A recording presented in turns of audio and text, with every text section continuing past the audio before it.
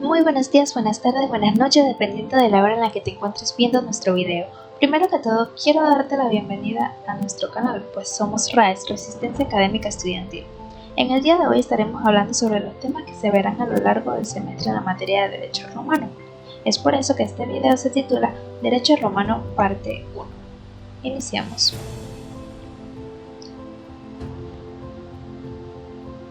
¿Qué es el derecho romano? El derecho romano es un conjunto de normas y principios por los cuales se regían en Roma desde su fundación en el año 754 a.C. aproximadamente hasta la muerte del emperador Justiniano en el año 565 d.C. La razón por la que digo aproximadamente es porque no se tiene certeza alguna del año en el que realmente se fundó Roma. Lo que sí es importante es reconocer que el derecho romano fue el pilar y la base del derecho que conocemos hoy en día, de lo cual ustedes mismos podrán darse cuenta a lo largo de la carrera. Antes de adentrarnos un poco más en la materia, debemos primero hablar sobre las nociones preliminares del derecho, las cuales vendrían siendo las siguientes: el ius, el fas, la justicia, la jurisprudencia y las aequitas. Cuando hablamos del ius, o mejor dicho los romanos, estos hacían referencia al mismo como el conjunto de reglas fijadas por las autoridades que debían de ser concebidas por los ciudadanos, pero vulgarmente podemos decir que ius se traduce como derecho. Ahora bien, el ius es un poco más amplio, ya que la misma tiene un sentido objetivo, el cual se le denomina norma agendi, y el sentido subjetivo denominado facultas agendi. La norma agendi hace referencia al conjunto de normas jurídicas que regula el comportamiento de una sociedad, y la facultad agendi al poder que tiene esa persona de hacer o no hacer algo dentro del campo jurídico. Un ejemplo de esto en la actualidad, o mejor dicho, de la norma agendi, vendría siendo el Código Penal de la Constitución. Pero como estamos hablando de derecho romano, puse aquí las institutas justinianas, de las cuales ustedes van a estudiar cuando hablen de los trabajos codificados por el emperador Justiniano. Un ejemplo de una persona que tenga esa facultad agendi podría ser Rómulo, que vendría siendo el primer rey de Roma, es decir, él tenía esa facultad de hacer o no hacer algo dentro del campo jurídico. Aquí les dejo una imagen de la loba para que se animen a buscar información respecto a Rómulo, pues la historia es muy interesante y les puede servir en algún parcial. Cuando hablamos del fas, nos referimos a todo lo que vendría de la divinidad, del mandato divino, pues en esa época se creía mucho en los dioses y su poder. La justicia, cuando hablamos de justicia, nos referimos a la voluntad constante de dar a cada quien lo que le corresponde, es decir, de actuar firmemente y siempre siendo justos, no simplemente ponernos del lado de una persona porque nos haga halagos o porque nos dé algo a cambio. Además de esto, tenemos la jurisprudencia, que vendría siendo el conocimiento de las cosas divinas y humanas, de la ciencia de lo justo y de lo injusto. Esto de cierto modo se refiere a mantenerse estudiando y leyendo todo lo dicho anteriormente por los jurisconsultos, pero también considerando el carácter religioso para encontrar un punto de equilibrio entre ambas, pues esto nos lleva a las aequitas, que se refiere al modelo que debería de seguir el derecho. Este modelo no solo de justicia, sino de equidad. Hablemos de las divisiones del derecho romano. El derecho romano se dividió en dos, en el ius publicum y el ius privatum. El ius publicum siendo el derecho público que regulaba las relaciones de los ciudadanos con los poderes políticos, y el ius privatum siendo el derecho privado que regulaba las relaciones entre los particulares, es decir, que no tenía nada que ver con el gobierno del Estado romano. El derecho público regulaba esta relación ciudadano con gobierno mediante los magistrados, los sacerdotes y la sacra. La sacra vendría siendo el culto de la adoración que ellos le rendían a los dioses. En el derecho privado, este se dividió en tres. Teníamos el ius naturale, el ius gentium y el ius civile.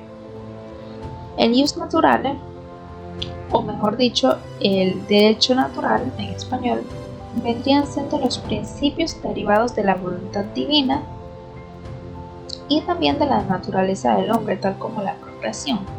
Este derecho natural se podría decir que es como ese instinto que todos tenemos por naturaleza, que nos hace saber dentro de nosotros lo que está bien y lo que está mal, algo así como la moral.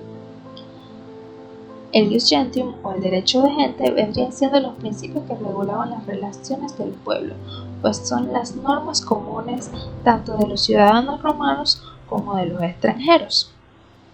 Además del ius gentium, o como les dije, el derecho de gente, también tenemos el ius civile, que vendría siendo el derecho civil. Las reglas del derecho civil vendrían siendo como aquellas de cada pueblo, pero para los jurisconsultos ellos lo entendieron como las instituciones propias de los ciudadanos romanos, es decir, que el ius civile solo se aplicaba a los ciudadanos romanos. Dicho esto, también existe otra división del derecho romano presentada por un jurisconsulto del cual escucharán hablar mucho en la materia, llamado Domicio Ulpiano. Ulpiano dividió el derecho en ius scriptum y ius non scriptum, siendo el derecho escrito y el no escrito. El derecho no escrito es el que proviene de las costumbres, tal como señalaba el primer rey Rómulo, que decía que respetarás a tu suegra.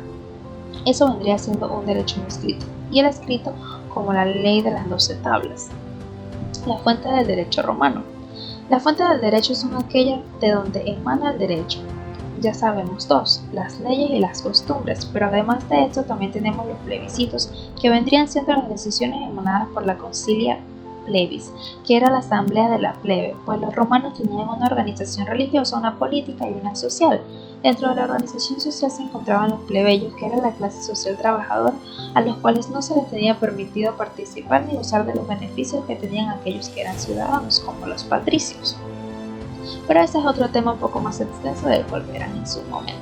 Retomando el tema, las fuentes del derecho son las costumbres, las leyes, los plebiscitos, las interpretaciones de los pontífices, los jurisconsultos y los edictos de los magistrados.